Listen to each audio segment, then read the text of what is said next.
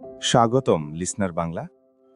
আজ আমরা এমন একটি বই নিয়ে কথা বলতে যাচ্ছি যেটা শুধু একটি বই নয়। অনেকের কাছে এটা একটা বিশ্বাস, অনেকের কাছে একটা আশার আলো, আবার অনেকের কাছে জীবনের দৃষ্টিভঙ্গি বদলে দেওয়া এক গভীর অভিজ্ঞতা। বইটার নাম দ্য সিক্রেট, লেখক রন্ডা বার্ন। এই বইটা বাইরে থেকে যতটা রহস্যময় মনে হয়, ভেতরে ঢুকলে ততটাই গভীরভাবে আমাদের চিন্তা, বিশ্বাস আর জীবনের বাস্তবতাকে স্পর্শ করে। আমরা সবাই জীবনের কোনো না কোনো সময় নিজেকে এই প্রশ্নগুলো করি। আমার সাথেই কেন এমন হয়? আমি চেষ্টা করেও কেন ফল পাচ্ছি না? কিছু মানুষের জীবনে সবকিছু এত সহজে আসে, আর আমার ক্ষেত্রে কেন এত কঠিন? এই বইটা ঠিক এই প্রশ্নগুলোর মাঝখানে দাঁড়িয়ে একটা খুব সাহসী কথা বলে। আমাদের জীবনে যা কিছু ঘটছে তার অনেকটাই আমাদের চিন্তা আর বিশ্বাসের প্রতিফলন। শুনতে হয়তো অবাক লাগবে, কেউ কেউ ভাবতে পারেন, এটা কি তাহলে কল্পনা? এটা কি শুধু ইতিবাচক ভাবনার গল্প? কিন্তু এই বইটা খুব ধীরে, খুব সহজ ভাষায় আমাদের দেখায় আমাদের মনের ভেতরে যে শক্তিটা সব সময় কাজ করছে, আমরা সেটাকে কতটা অজান্তেই ব্যবহার করছি। কখনো নিজের পক্ষে, আবার কখনো নিজের বিপক্ষে। আমরা প্রায়ই মনে করি পরিস্থিতি আমাদের নিয়ন্ত্রণ করে। পরিবার, সমাজ, অর্থনৈতিক অবস্থা, ভাগ্য সবকিছুর দায় আমরা বাইরের উপর চাপিয়ে দিই। কিন্তু এই বইটা খুব শান্তভাবে একটা প্রশ্ন তোলে। যদি নিয়ন্ত্রণটা পুরোপুরি বাইরে না হয়ে আংশিকভাবে আমাদের ভেতরেই থাকে? এই বইটা কোনো জাদুর সূত্র দেয় না। এখানে রাতারাতি সব বদলে যাবার প্রতিশ্রুতি নেই। বরং এখানে আছে একটা গভীর উপলব্ধি। আমরা যেভাবে ভাবি, যেভাবে অনুভব করি আর যেভাবে বিশ্বাস করি, সেইভাবেই ধীরে ধীরে আমাদের জীবন গড়ে ওঠে। এই অডিও বুক সারাংশে আমরা পুরো বইটাকে 4টি গুরুত্বপূর্ণ অংশে ভাগ করেছি, যাতে প্রতিটা ধারণা ধাপে ধাপে আমাদের চিন্তাধারার ভেতরে ঢুকে যায়। হঠাৎ করে বিশ্বাস বদলানোর চাপ না দিয়ে খুব ধীরে, খুব স্বাভাবিকভাবে, যেভাবে বাস্তব পরিবর্তন হয়। পার্ট 1-এ আমরা বুঝব এই গোপন রহস্য আসলে কি। পার্ট 2-তে দেখব চিন্তা আর বিশ্বাস কিভাবে আমাদের বাস্তবতাকে প্রভাবিত করে। পার্ট 3-তে শিখব অনুভূতি আর কৃতজ্ঞতার শক্তি। পার্ট 4-এ জানব এই জ্ঞানকে বাস্তব জীবনে কিভাবে ব্যবহার করা যায়। এই যাত্রায় আমরা শুধু বইয়ের কথা বলবো না, আমরা নিজেদের কথাই বলবো। আমাদের আশা, হতাশা, চাওয়া পাওয়া আর না পাওয়ার কষ্ট সবকিছুই এখানে জায়গা পাবে। কারণ এই বইটা তখনই অর্থবহ হয় যখন আমরা এটাকে গল্প হিসেবে না দেখে নিজের জীবনের আয়না হিসেবে দেখি। তাহলে চলুন, খোলা মন আর কৌতূহল নিয়ে লিসনার বাংলার সঙ্গে শুরু করা যাক দ্য সিক্রেট বইয়ের এই বিশেষ যাত্রা। হয়তো এই যাত্রার শেষে আপনি নতুন কিছু পাবেন না, কিন্তু নিজেকে নতুনভাবে দেখতে শুরু করবেন। চ্যাপ্টার 1, গোপন রহস্যটা আসলে কি? চিন্তার অদৃশ্য শক্তি। এই অধ্যায়টা শুরু হয় খুব নীরবভাবে, কিন্তু এর প্রভাব ভীষণ গভীর। দ্য সিক্রেটের প্রথম অধ্যায় আমাদের সামনে কোনো চমক বা নাটকীয় ঘোষণা নিয়ে আসে না, বরং ধীরে ধীরে আমাদের এমন একটা সত্যের সামনে দাঁড় করায় যেটা আমরা সারা জীবন দেখেও দেখিনি, জানতেও চাইনি। এই অধ্যায়ের মূল প্রশ্ন একটাই: আমরা কি সত্যিই নিজের জীবন নিজের মতো করে গড়ছি, নাকি অজান্তেই কোনো অদৃশ্য নিয়মে বাঁধা পড়ে আছি? এই অধ্যায়ে লেখক প্রথমেই একটা মৌলিক ধারণা সামনে আনেন। এই পৃথিবীতে সবকিছুই শক্তি।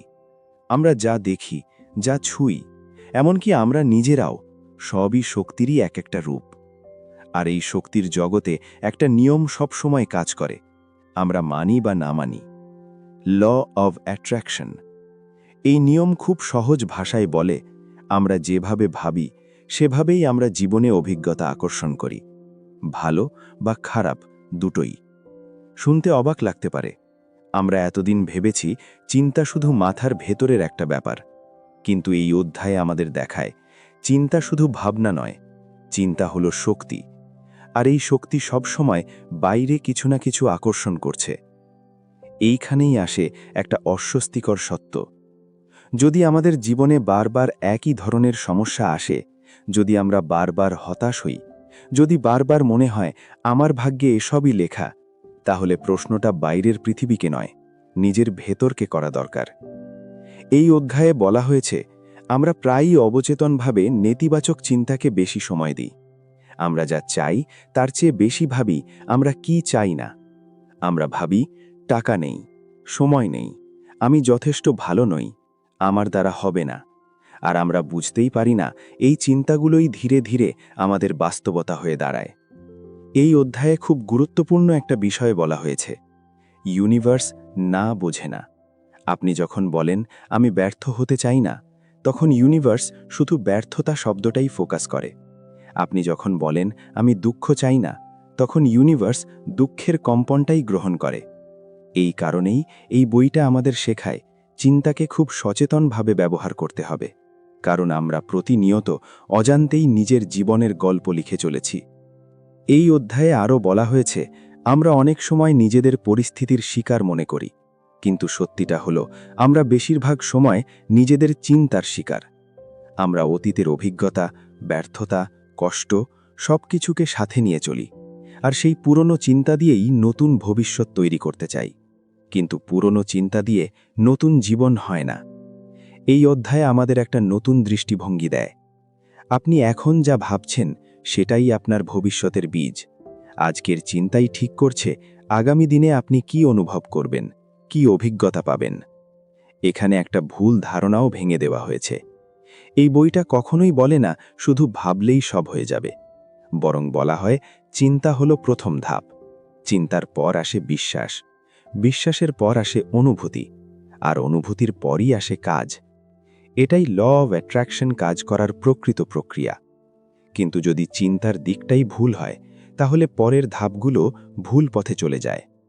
এই অধ্যায়ের শেষের দিকে এসে আমরা বুঝতে পারি এই গোপন রহস্য আসলে কোনো জাদু নয়, এটা একটা সচেতন জীবনযাপনের পদ্ধতি, যেখানে আমরা শিখি কি ভাবছি সেটা লক্ষ্য করতে, নেতিবাচক চিন্তাকে প্রশ্ন করতে, আর নিজের মনকে নিজের পক্ষে ব্যবহার করতে।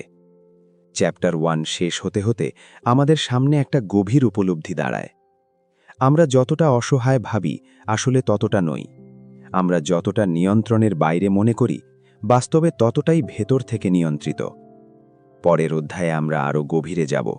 আমরা বুঝব চিন্তা আর বিশ্বাস একসাথে কিভাবে আমাদের বাস্তবতাকে গড়ে তোলে, আর কেন শুধু ভাবা নয়, বিশ্বাস করাটাও ল অব অ্যাট্রাকশনের জন্য ভীষণ জরুরি। চ্যাপ্টার 2, বিশ্বাস আর অনুভূতি, চিন্তা কিভাবে বাস্তবতা হয়ে ওঠে। চ্যাপ্টার 1-এ আমরা বুঝেছি চিন্তা শুধু মাথার ভেতরের কোনো শব্দ নয়, চিন্তা হলো শক্তি। কিন্তু এখানেই গল্প শেষ নয়, কারণ শুধু চিন্তা করলেই সবকিছু বদলে যায় না। এই অধ্যায়ে আমরা আরও এক ধাপ গভীরে যাই। প্রশ্নটা এবার আরও স্পষ্ট, চিন্তা কিভাবে বাস্তব জীবনের অভিজ্ঞতায় পরিণত হয়। এই অধ্যায়ে লেখক আমাদের সামনে একটা গুরুত্বপূর্ণ সেতু তুলে ধরেন। এই সেতুটার নাম বিশ্বাস। চিন্তা আসে ও যায়, দিনে হাজার হাজার চিন্তা আমাদের মাথার ভেতর দিয়ে চলে যায়, কিন্তু সব চিন্তা বাস্তবতা তৈরি করে না। বাস্তবতা তৈরি করে সেই চিন্তাগুলো যেগুলো আমরা ধীরে ধীরে বিশ্বাসে রূপান্তর করি। আমরা প্রায়ই ভাবি আমি তো ভালো কিছু চাই, তবু কেন খারাপই হচ্ছে। এই অধ্যায় তার খুব স্পষ্ট উত্তর দেয়, কারণ অনেক সময় আমরা মুখে যা চাই মনের ভেতরে তার ঠিক উল্টোটা বিশ্বাস করি। বাইরে থেকে বলি আমি সফল হব, কিন্তু ভেতরে ভেতরে বিশ্বাস করি আমার দ্বারা সম্ভব না। এই ভেতরের দ্বন্দ্বটাই আমাদের আটকে রাখে। এই অধ্যায়ে খুব পরিষ্কারভাবে বলা হয়েছে, বিশ্বাস মানে জোর করে নিজেকে কিছু বলা নয়।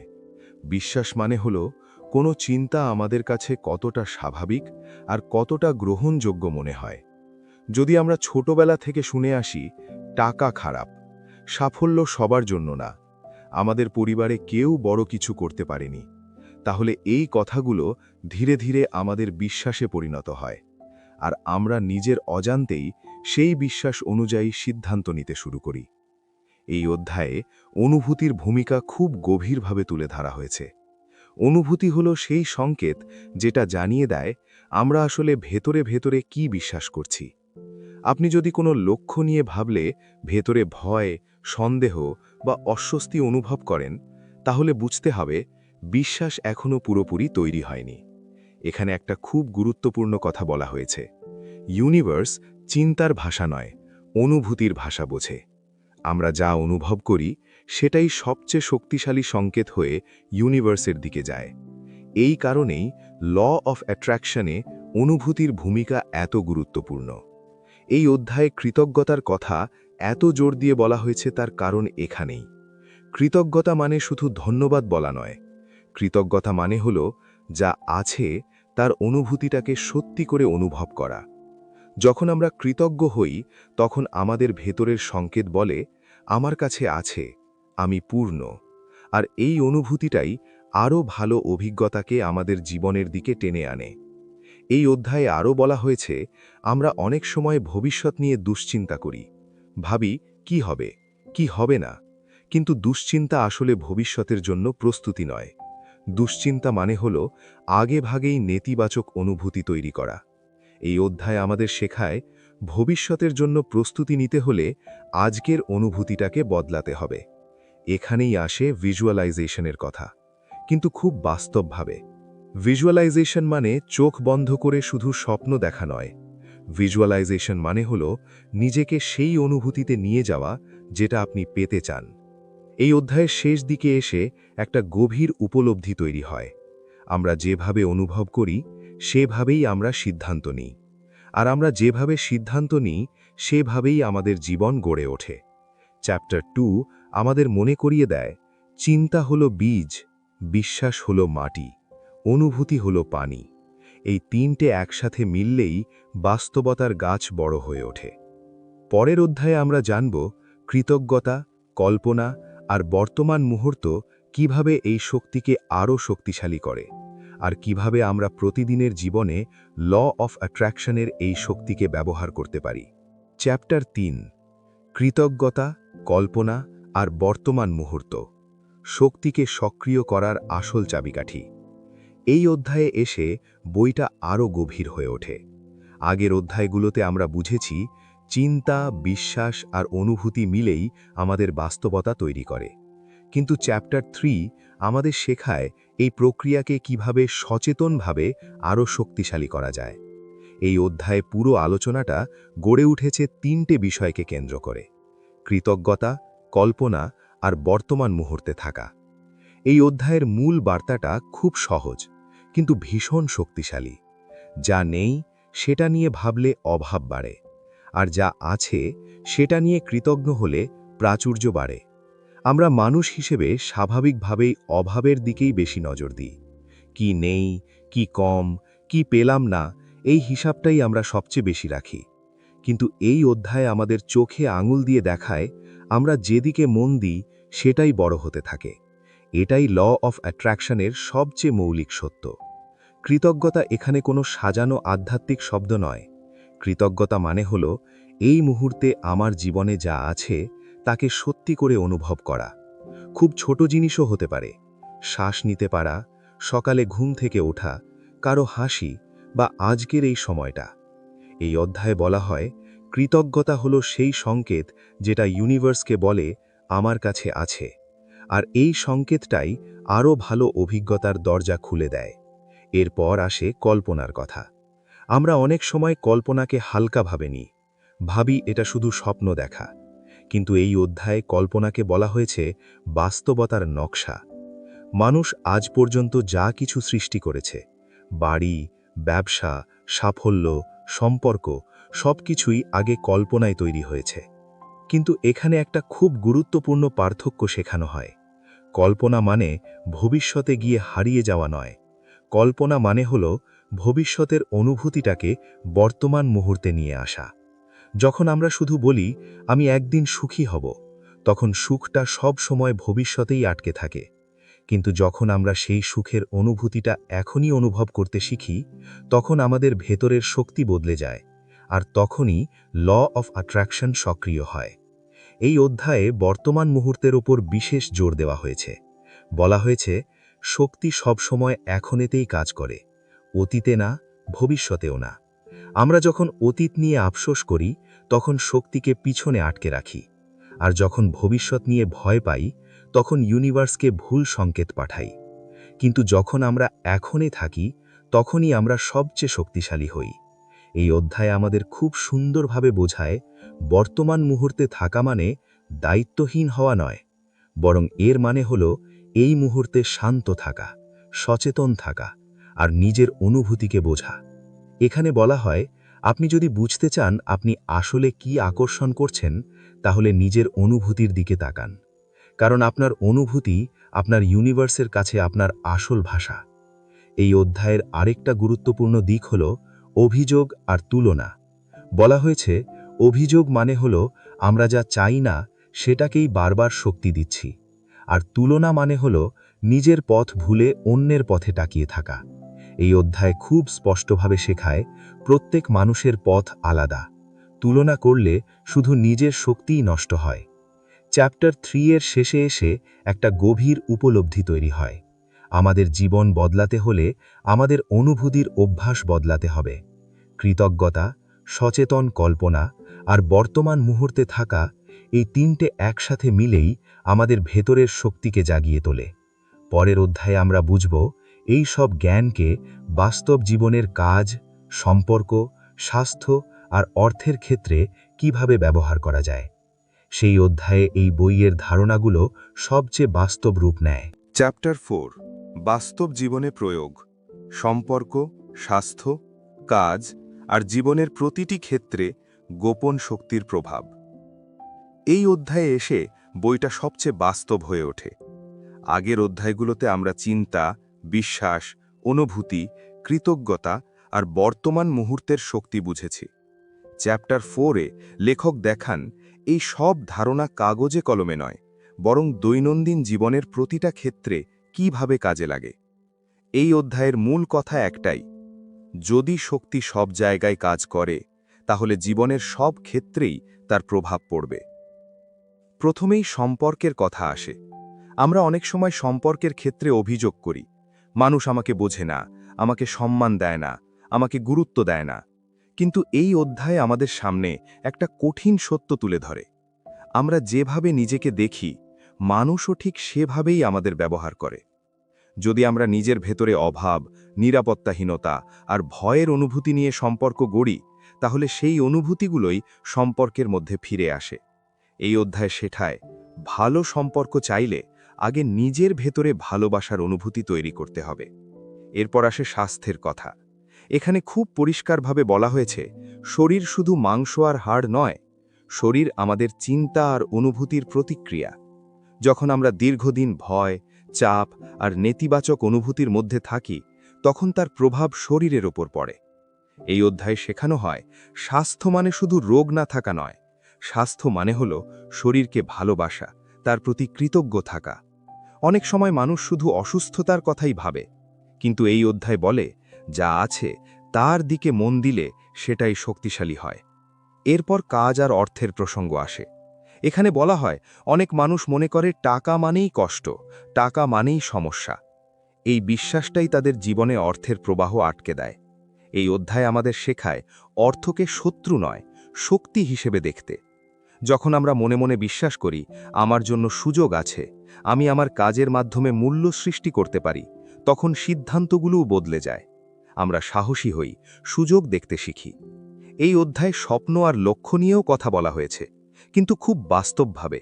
বলা হয়েছে, লক্ষ্য মানে শুধু বড় কিছু পাওয়া নয়, লক্ষ্য মানে হলো নিজের ভেতরের সম্ভাবনাকে সম্মান করা। এখানে একটা গুরুত্বপূর্ণ বিষয় উঠে আসে, কাজ না করে শুধু ভাবলেই হবে না। এই বই কখনোই বলে না যে চেষ্টা ছাড়াই সব কিছু হয়ে যাবে, বরং বলা হয়, যখন চিন্তা, অনুভূতি আর কাজ একই দিকে যায়, তখন ফল অনিবার্য হয়। এই অধ্যায় আমাদের শেখায়, অনেক সময় মানুষ হাল ছেড়ে দেয়, কারণ ফল তাড়াতাড়ি আসে না, কিন্তু শক্তির কাজ ধীরে ধীরে হয়। ঠিক যেমন বীজ বুনলে সঙ্গে সঙ্গে গাছ হয় না। এই অধ্যায়ের শেষে এসে একটা গভীর উপলব্ধি তৈরি হয়। জীবন কোনো যুদ্ধ নয়, জীবন একটা প্রবাহ। আর আমরা যদি সেই প্রবাহের সঙ্গে লড়াই না করে তাকে বুঝে চলি, তাহলে জীবন ধীরে ধীরে সহজ হতে শুরু করে। চ্যাপ্টার 4 আমাদের শেখায় এই গোপন শক্তি কোনো আলাদা জিনিস নয়, এটা আমাদের চিন্তা, অনুভূতি আর আচরণের মধ্যেই লুকিয়ে আছে। আমরা যত সচেতন হব ততই আমাদের জীবন বদলাতে থাকবে। এই অধ্যায়ের সঙ্গে সঙ্গে বইয়ের মূল শিক্ষা সম্পূর্ণ হয়।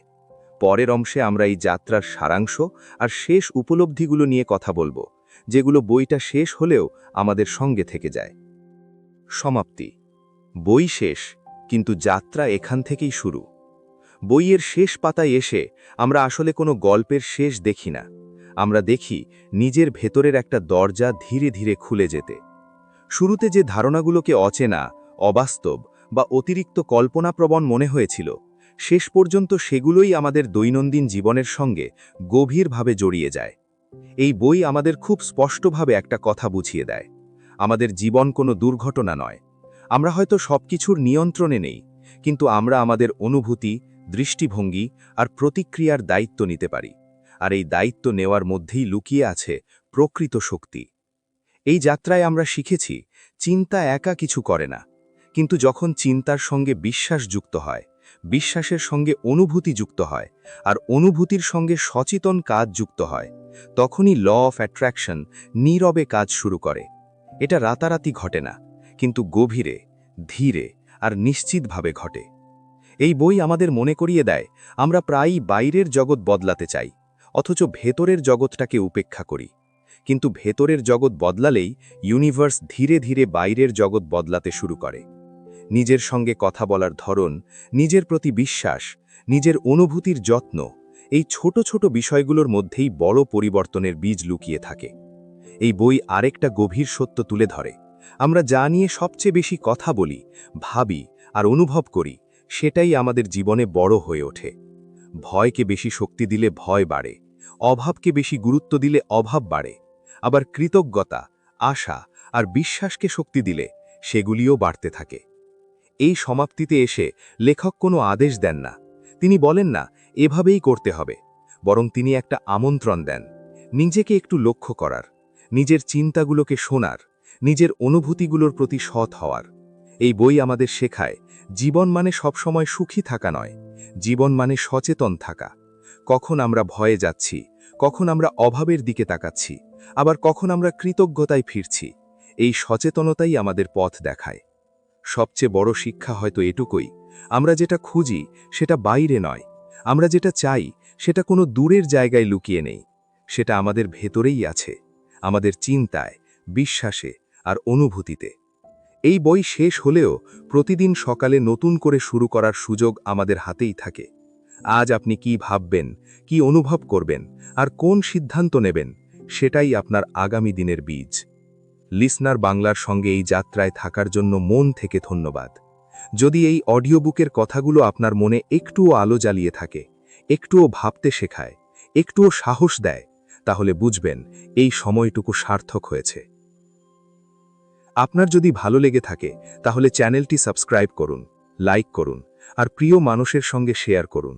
হয়তো কারো জীবনে আজ এই কথাগুলোই দরকার।